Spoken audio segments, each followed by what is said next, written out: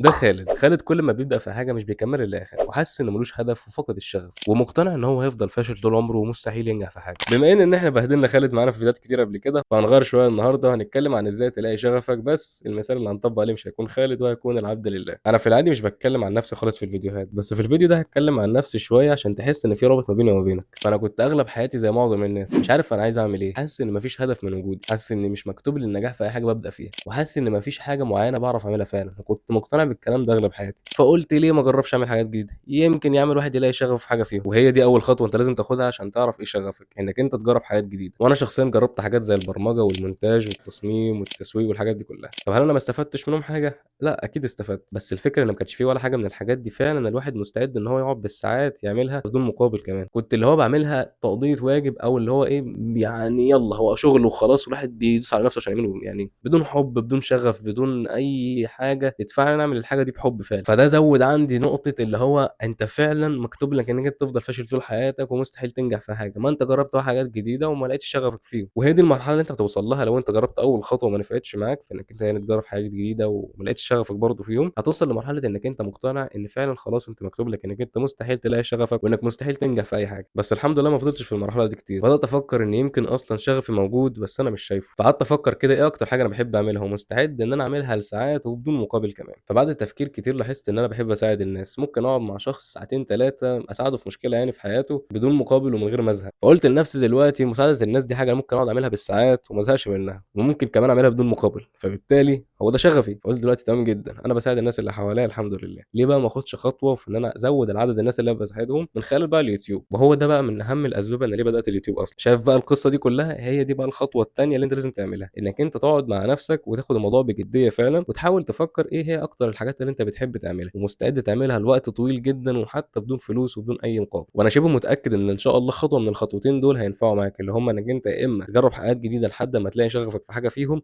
يا إما إنك أنت تقعد مع نفسك وتكتشف إن شغفك أصلًا موجود بس أنت مش شايفه. وفي النهاية حابب أقول لك حاجتين، أول حاجة هو إن أنا مش أحسن منك، أنت ممكن جدًا تلاقي شغفك برضه زي ما أنا لقيته، وأكيد في ناس كتير بيتفرجوا عليَّ أحسن مني يعني. فما تفكرش مثلًا إن هو اللي هو أنا يعني هو لقى شغفه فخلاص يعني، إن هو أحسن مني بقى هو أي حاجة، هو أنا مش أحسن منك ولا حاجة خالص يعني.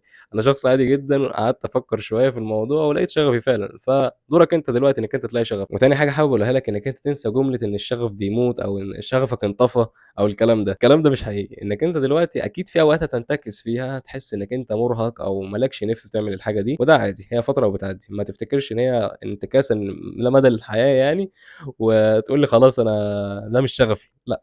الموضوع ما بيشتغلش كده. يعني زي ما قُلت لك باحس إن أنا شغفي في إن أنا أتكلّم معاك واساعدك، بس بييجي أيام برضه باحس إن أنا مش طايق أتكلّم قدّام الكاميرا، مش طايق إن أنا أحُط الموبايل واصوّر وبتاع واسجّل واكتب script والحاجات دي كلّها.